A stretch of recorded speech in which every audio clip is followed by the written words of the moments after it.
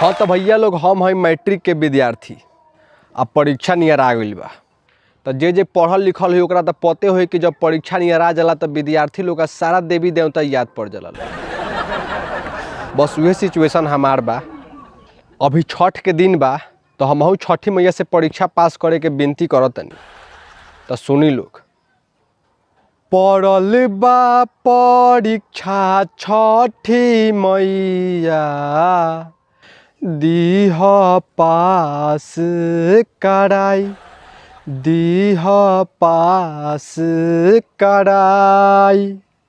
WhatsApp आ Facebook चलैनी कहियो कैनी ना पढ़ाई, कहियो कैनी ना पढ़ाई। हाँ महाराज आगे सुनिए। बोलले पढ़े खातिर जब मास्टर कईने उन कर पिटाई, कईने उन कर पिटाई।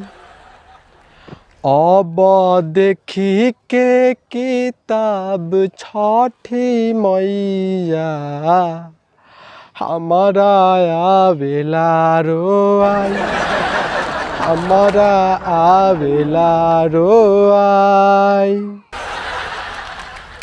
पहले मास्टर साहब के बात एकदम मरीचा लेखा लागल, लेकिन अब बुझाता कि हमरे फायदा खातिर बोलत रहे। लेकिन अब का कइल जाई। अब और सुनी लीला हमार। हम पबजी में बड़ी आगे गईनी, लिहनी चिकन डिनर खाई, लिहनी चिकन डिनर खाई। आ हम टिकटॉक पर वीडियो बना के फेमस भैनी नाए माई, फेमस भैनी नाए माई। अब तो वो बंद हो गया। अब आगे सुनी लोग पीछे के कहानी।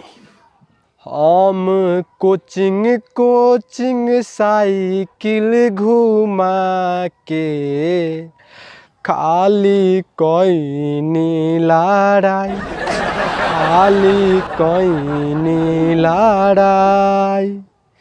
कईनी बड़ की गलतिया अब हम बड़ी पछताई, अब हम बड़ी पछताई।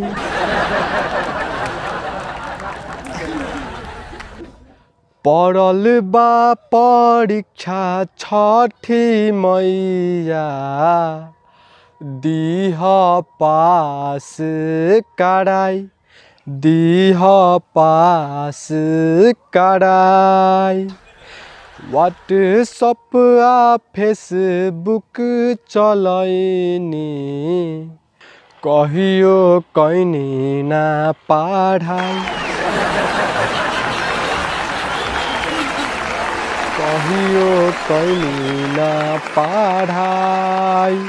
तो भैया अगर वीडियो अच्छा लागल होके तो लाइक करी, शेयर करी और हमारे चैनल के सब्सक्राइब करी। कमेंट करके जरूर बताएं कैसन लागल है वीडियो। ई गीत के हम लिखले रहनी है और मज़ा आयल होके तो शेयर जरूर